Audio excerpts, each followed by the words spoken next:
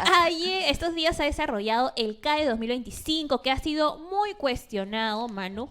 ¿Por qué? Porque varios candidatos a la presidencia declinaron de participar de este evento que suele reunir a importantes líderes empresariales. Sí, hace algunos años el CADE tenía, digamos, un cierto peso, sobre todo a ese nivel, al nivel corporativo y empresarial, porque guiaba un poco el rumbo, el norte de cómo se manejaba el sector empresa privada y era o solía ser este espacio en el que convergía un poco con la política, ¿no? Tenía algunos invitados a nivel político, se establecían una serie de alianzas, se trazaban, ¿no?, rutas a seguir, diálogos importantes. Sin embargo, este año han sido diversas las figuras que han declinado, que han rechazado participar en el CADE 2025. Empezando, pues, por ejemplo, por el presidente argentino, Milei, quien había sido anunciado supuestamente como una gran figura que formaría parte de los paneles y dijo que, francamente, no podía, bueno, no profundizó, ¿no? Dijo, no puedo por diversos motivos de mi agenda laboral, pero básicamente no quiso venir. Y lo que se ha dicho, lo que ha trascendido es que parece que estaría perdiendo un poco. No sé si tú coincides en credibilidad o yo creo que más bien un poco es como que en este momento se ve muy alejado de las principales problemáticas que aquejan a la mayoría de los peruanos. Creo que quizás pueda estar más relacionado con eso. También creo lo mismo, ¿sabes? Justo ahí lo ponen en pantalla. Tenemos ya el video para que podamos conversar acerca de qué es lo que está pasando, así ya con más detalles, porque como bien mencionas, solamente Rafael López Aliaga y Alfredo López Chao, si más no me equivoco, también Ujú. fue otra persona que participó de esta edición de CAE 2025. Y algo que llamó la atención, Manu, de Rafael López Aliaga fue la forma en que le respondió a uno de los empresarios mineros que Carlos lo Galvez. cuestionó por sus vínculos con la minería ilegal. ¿Qué te parece si lo Vamos a escuchamos? escucharlo. Hay un tema que me preocupa especialmente, que es la gran cercanía de muchos mineros ilegales a tu partido. Además, te he escuchado atentamente varias veces y entiendo que por desconocimiento has asumido que por $3 por hectárea por año uno se hace dueño de las reservas minerales. Para tu información, se llega a pagar $153 por hectárea por año. Yo por respeto, no te he interrumpido, espero no me interrumpas, por respeto también. Es mentira absoluta que yo tenga vínculo alguno con minería ilegal. Eso lo descargo de plano. Es una difamación gravísima la que estás haciendo.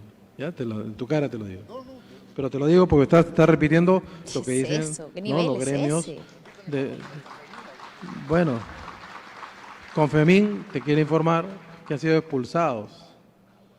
No, pues es que la prensa que maneja Graña y Montero, hermano, Graña y Montero. no te informa, pues. Tú lees eso nomás, tú lees gestión y el comercio, ¿no? Sí, pero lees eso, pues. Entonces, si lees eso, lees porquería, te informa de porquería.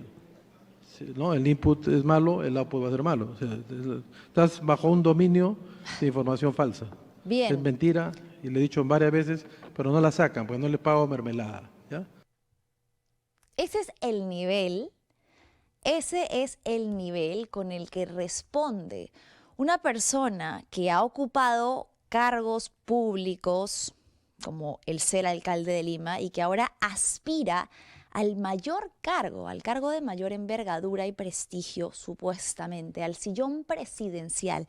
Y ese es el nivel de debate al que López Aliaga puede llegar como máximo, respondiendo ante un cuestionamiento válido, además que no puede esta vez justificar, pese a que ha intentado hacerlo, que viene de un sector caviar, de izquierda, rojo, de oposición. Se lo ha hecho Carlos Gálvez, quien es el director de la sociedad minera El Brocal, y ha sido un cuestionamiento de los tantos que en su campaña hacia la presidencia va a tener que enfrentar, no solo de la sociedad minera, sino de diversos gremios que conforman la economía del país y que le van a hacer preguntas directas sobre cómo pretende acatar las problemáticas que les atañen.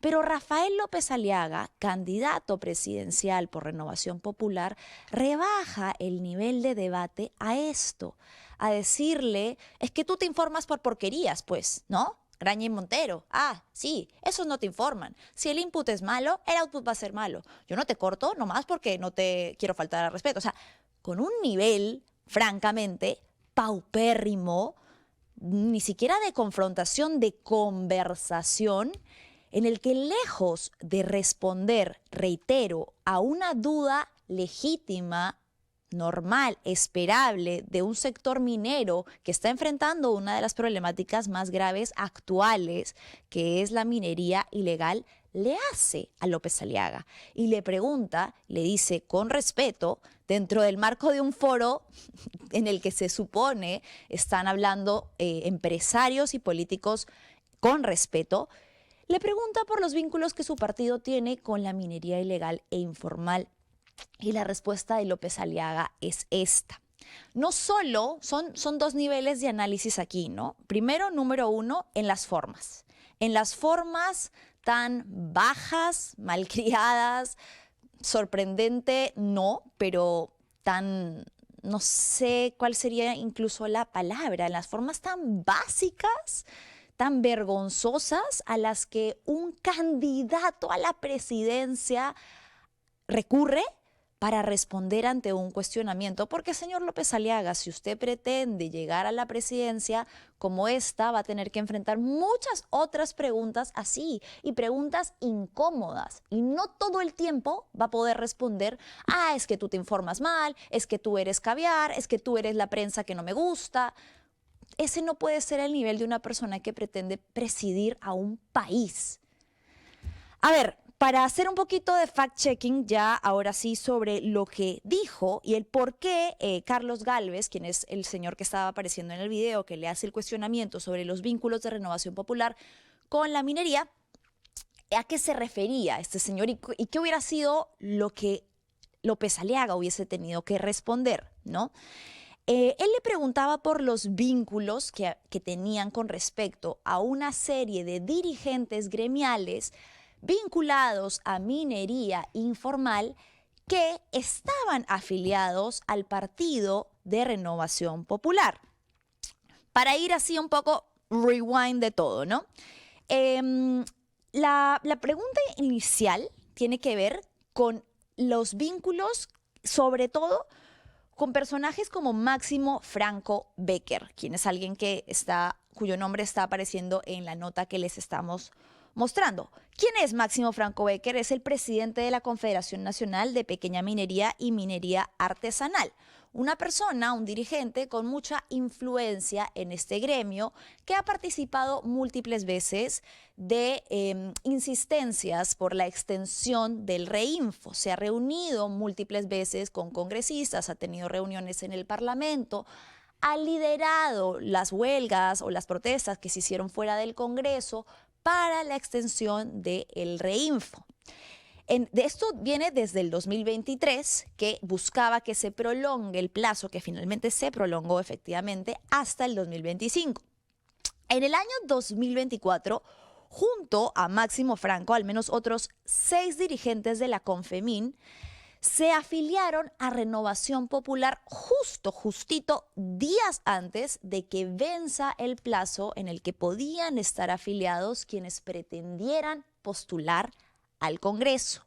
Dentro de estos llaman la atención algunos nombres. Leodán Valer, quien tiene 3 extensiones de Reinfo, o tenía hasta el momento en el que se afilió al partido, el 11 de julio del 2024, en Huancavelica. Itiel Espinosa y Rosbel Anyosa, quien tienen 6 reinfos suspendidos. Junto a ellos, otros miembros más de esta confederación de la minería y artesanal e informal que estaban afiliados al partido, que se afiliaron a Renovación Popular. Quiere decir esto, lo que Gálvez le está preguntando a Rafael López Aliaga es un hecho tácito, es algo formal, oficial, comprobable. Le dice, señor López Aliaga, ¿qué pasó o por qué se dio esta vinculación? Me preocupa a mí como representante de la minería formal que su partido, que pretende llegar a la presidencia, tenga vínculos con la minería informal e ilegal. ¿Por qué? Porque evidentemente podría haber favorecimiento o su partido podría darle escaños a estas personas que desde el legislativo evidentemente van a abrirle camino a la minería ilegal e informal para que siga extendiéndose sin control alguno y siga depredando y representando un problema para el país entero y por supuesto también para la minería formal. Esa era la pregunta que le hizo con respecto a estos vínculos. López Aliaga respondió sobre uno de esos personajes, que es Máximo Franco Becker, y dijo que de hecho él lo había votado del partido, ¿no? Dijo, a mí no me tiembla la mano, yo lo voté del partido, hermano, yo ya lo saqué. Y a esto ha respondido también Máximo Franco, señalando que a él nadie lo votó del partido y que él renunció. Y ha llamado, con esto cito, a Rafael López Aliaga un reverendo mentiroso, ha dicho el día de hoy, 7 de noviembre, luego de escuchar que Rafael López Aliaga había dicho que ya no tenían vínculos porque él lo votó del partido. En el 2025, este año, había anunciado que renunciaba el señor Franco Becker por una serie de desacuerdos que tenía con López Aliaga. Evidentemente, ahí hay más tensiones, pero entonces nuevamente se entra a la contradicción de por qué Becker terminó dejando el partido. López Aliaga sostiene que lo votó, Becker sostiene que no, que él renunció por una serie de desacuerdos, pero de que hubo vinculación, hubo vinculación. Y no solamente eso. Previamente, la bancada de Rafael López Aliaga votó a favor de la extensión del Reinfo. Desde el Congreso votaron por extender el plazo que tendrían, que ha sido ampliamente criticado, los mineros informales para cumplir con una serie de requisitos que están instaurados en este registro y que durante muchos años han venido petardeando y que el simple hecho de estar inscritos en el Reinfo les ha permitido seguir operando sin cumplir con una serie de estándares básicos, mínimos e indispensables, y solo con la promesa de que eventualmente se van a poner a régimen o van a cumplir con lo que les exige el estar inscritos en el Reinfo. Ese ha sido el problema y ha sido abordado ampliamente por especialistas en la materia. La problemática que implica que desde el Congreso hayan tenido una posición tan benévola con respecto a esta ampliación. ¿Cómo votó el partido de Rafael López Aliaga? A favor del Reinfo. Entonces, no sé qué te parece a ti, Vale, pero yo considero que la pregunta era legítima y que ameritaba una respuesta de Rafael López Aliaga sobre cuál va a ser su posición y por qué su partido ha tenido una posición que no concuerda con lo que él verbal y oralmente está afirmando. Él dice, no, yo no tengo vínculos, yo los he expulsado, yo tengo una postura muy clara en contra de la minería ilegal e informal y sin embargo los hechos lo contradicen y lo desmienten. Manu, ¿y sabes qué? Sobre todo, más allá de ser una pregunta legítima, como tú bien mencionas, es el hecho de que hay formas de responder, ¿no? Y si aún así no fuera una pregunta legítima, él como candidato presidencial, como un posible representante del país ante la comunidad internacional, hay formas de decir, oye, ¿sabes qué? Lo que estás mencionando en realidad no es cierto y te voy a explicar el por qué, ¿no? Pero no decir, me estás difamando, es que consumes porquerías. Entonces, como tú también mencionaste, es el hecho del nivel que tenemos para argumentar las respuestas, ¿no? Podemos no estar de acuerdo. Es más, sobre todo, ¿sabes? Cuando iniciamos hablando acerca de la imagen que está teniendo CADE en los últimos años, es también una oportunidad para los candidatos presidenciales para exponer no solamente sus propuestas, sino también para exponerse ellos como figuras que podrían ser potenciales candidatos a la presidencia. Y el hecho de tener este tipo de respuestas, yo creo que más les juega en contra que a Por favor, porque supuesto. no quedan bien. A ver, Ahora, continúa. esta ha sido una de las intervenciones, pero hay otra intervención también en el que le refuta a la presentadora del por qué no le dan más tiempo, Ajá. ¿no? Y dice, no, pero es que el señor Aldo Mariátegui se ha quedado con 2 minutos míos, ¿no? Y la forma en la que responde es soberbia, ¿no? Porque Como siempre. nuevamente las formas son tan importantes, ¿no? Disculpa, ¿es posible que me puedas brindar unos minutos más? No, porque las reglas, ok, gracias. No, pero es que el señor tal, es que...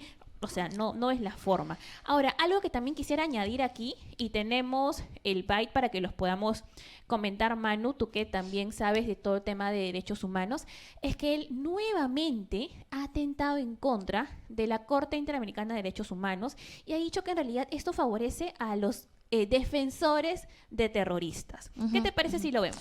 Sí, antes de eso, para no irnos del tema, claro, es también como que uno se pregunta, ¿qué está haciendo este candidato? Porque en teoría, pues hubiese uno creído que va a acudir al CADE para asegurar el voto empresarial, para congraciarse con los empresarios, para responder asegurándoles estabilidad durante su gobierno, asegurándoles el bienestar de sus inversiones. Y sin embargo, lo primero que hace desde su error personal de ser tan soberbio y no aceptar que nadie le cuestione absolutamente nada, y en vez de responder a esos cuestionamientos, atacar desde la prepotencia, es gestionar o generar tensiones con el gremio empresarial. Entonces, ni siquiera desde un punto de vista estratégico favorece a su candidatura, porque se está peleando con todos y se está yendo a pelear al CADE, donde supuestamente están las personas que en teoría votarían por López Aliaga, por Rafael López Aliaga, que siempre ha presentado su candidatura como la de un gran empresario, confíen en mí, no sé qué empresario deja sus proyectos votados a la mitad, como la alcaldía de Lima, con promesas incluidas, con caos desatado en la ciudad en diversos niveles, sobre todo en materia de gestión de cómo está el transporte de la gran supuesta vía expresa recientemente inaugurada. Pero en fin, es un voto que uno hubiese esperado que él iba a ir a CADE a buscar, y en vez de eso, López Aliaga peca porque le puede más la soberbia de su personalidad, le puede mucho más el decir, y con el dedito que estamos viendo en este momento en pantalla, a ver, ¿tú quién eres? Tú a mí no me cuestiones nada, yo aquí todo lo sé, todo lo soluciono con dinero, porque incluso le llego a hacer una apuesta, ¿no? Le digo, te apuesto $100,000 por cada minero que tú me entregues, por cada minero afiliado a mi partido que tú me entregues. Entonces, dice mucho de una persona que no es capaz de entablar diálogo con ningún sector, ni con derechas, ni con izquierdas, y simplemente está desde su púlpito personal creyendo que él tiene la razón en todo y sin aceptar cuestionamiento alguno. Una persona que además nos queda claro que mira siempre a la ciudadanía así, por debajo de su hombro. Nadie lo puede cuestionar y él no va a contestar a ningún cuestionamiento, porque cualquier persona que lo gestione, entonces es caviar, es roja, es terruca, es de izquierdas, no sé. Le dirá lo mismo al señor Carlos Gálvez, que es un caviar, que es de izquierdas y que por eso lo está cuestionando. Dudo mucho que pueda sostener ese argumento en esta confrontación. Vamos a ver entonces qué fue lo que dijo Rafael López Aliaga nuevamente, en la línea de otras autoridades que pretenden que salgamos de la Corte Interamericana de Derechos Humanos. El retiro inmediato de la Corte Interamericana de Derechos Inhumanos, donde ganan solamente los defensores de terror y los defensores de sicarios. Ahora el señor Gorriti ya está aludiendo a la defensa de sicarios. Es otro bolsón de negocio. Un negocio macabro. Inversión superior a $1.000 millones para potenciar la inteligencia policial y militar, como es en otros países. Cámaras, drones, interceptación de información, chuponeo legal, central de recompensa efectiva que funciona en muchas partes del mundo. Demanda, y esto lo pongo en justicia, he unificado seguridad y justicia, está el QR, si pudieran bajárselo. Demanda del Estado peruano contra Brookfield ante el CIADI por al menos $3.000 millones por comprar acciones de Odebrecht en concesión obtenida corruptamente, habiendo pagado dinero a funcionaria pública. Es distinto a una campaña electoral. Funcionaria pública tiene responsabilidad penal, gravísima. La compra de acciones de Brookfield a Marcelo Odebrecht se materializó estando preso y sentenciado a 18 años de cárcel por corrupción en Brasil, pero corrupción. Eso no pasa compliance, no pasa due diligence de ninguna entidad seria en el mundo, a menos que sea un reducidor.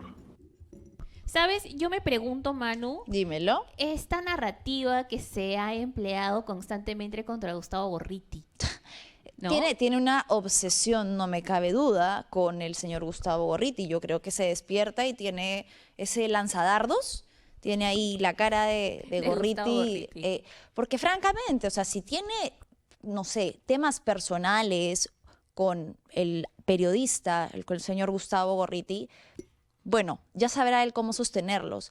Pero ya resulta ridículo que lo traiga a colación en absolutamente cada intervención.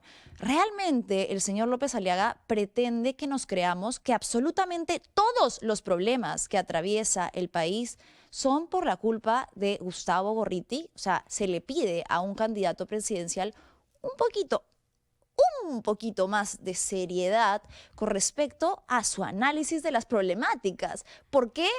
Perfecto, usted detesta a Gorriti, usted piensa lo peor de Gorriti. Maravilloso, déjelo ahí un ratito al costado. ¿Por qué lo tiene que traer a colación cada vez que habla sobre cómo va a combatir los problemas que aquejan a los peruanos? Dígame usted si piensa que, porque además ya lo ha hecho, ¿no? Con su apología a la violencia, diciendo que habría que bajarse a Gustavo Gorriti, si piensa que desapareciendo del mapa al periodista, como también lo ha insinuado, mágicamente los problemas del Perú se solucionarían. No tiene sentido. Es insultante que lo traiga a colación cada vez que puede como propuesta de algo que va a mejorar en el Perú.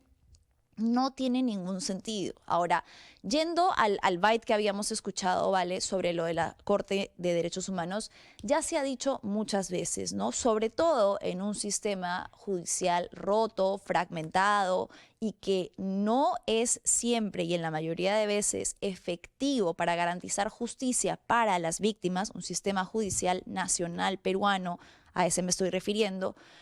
En un sistema como este, el no tener la posibilidad de apelar a instancias internacionales deja al Perú aislado y a los ciudadanos sumamente expuestos.